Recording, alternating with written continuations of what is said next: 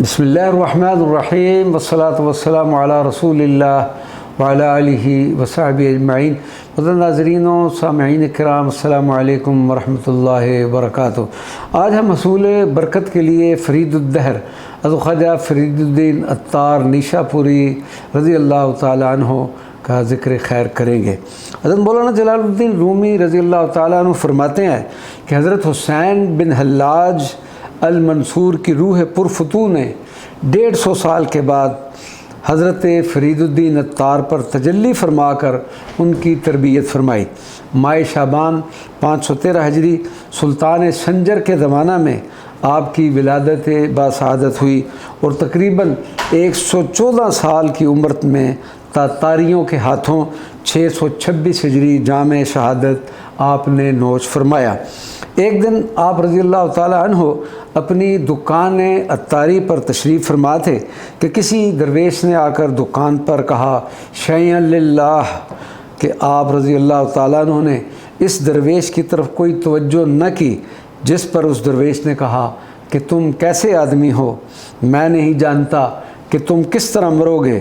آپ رضی اللہ عنہ نے جواب دیا کہ جس طرح تم مرو گے۔ فقیر نے کہا کیا تم میری طرح مر سکتے ہو؟ آپ نے کہا ہاں۔ تب وہ درویش اپنا پیالہ ایک طرف رکھ کر زمین پر لیٹ گیا، ایک مرتبہ اللہ کہہ کر فوت ہو گیا۔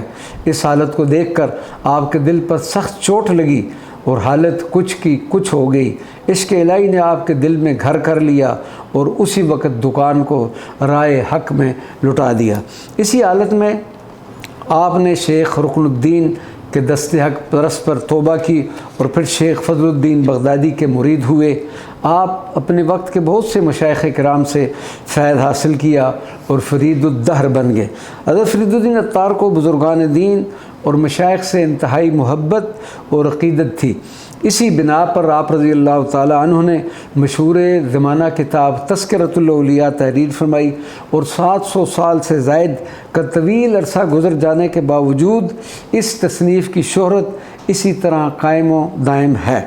دنیا تصوف کا سب سے پہلا اولیاء کا تذکرہ جو فارسی زبان میں تصنیف کیا گیا، اس کتاب کے دباچے میں آپ ایک مقام فرماتے ہیں کہ قرآن پاک اور حدیث نبوی صلی اللہ علیہ وسلم کے بعد میں نے بزرگان دین کے کلام کو سب سے بہتر سمجھا، اس لیے اپنے آپ کو اسی میں مصروف رکھا تاکہ اگر میں ان لوگوں میں سے نہ بن سکوں تو ان کے ساتھ کچھ نہ کچھ مشابہت ہی ہو جائے۔ حضور نبی کریم صلی اللہ علیہ وسلم کا فرمان مبارک ہے جو شخص جس قوم کے ساتھ مشابہت رکھتا ہے وہ اسی میں سے ہوگا۔ ایک مقام پر نبی کریم صلی اللہ علیہ وسلم کی شان اقدس میں اس طرح فرماتے ہیں اے زمین و آسمان، خاک درد، عرش و کرسی، خوشہ چین جوہرت۔ حضرت مولانا جلال الدین رومی حضرت شیخ فرید الدین عطار کی بارگاہ اقدس میں اس طرح ہدیہ عقیدت پیش کرتے ہیں ہفت شہر عشق را عطار گشت، ماہنود اندر خمیں یک کوچیم۔ حضرت فرید الدین عطار تو عشق کی 7 منازل طے کر گئے اور ہم تو ابھی صرف گلی کے ایک موڑ میں پہنچے ہیں۔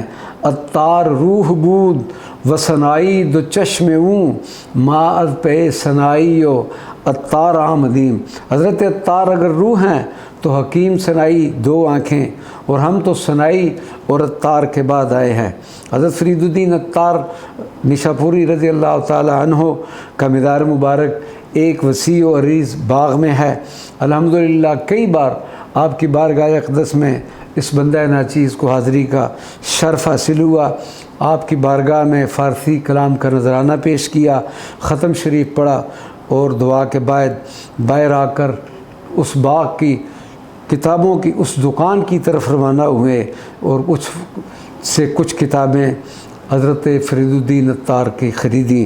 اللہ تبارک و تعالی حضرت شیخ کے فیضات و برکات سے ہمیں مستفید فرمائے۔ وما علینا الا البلاغ المبین۔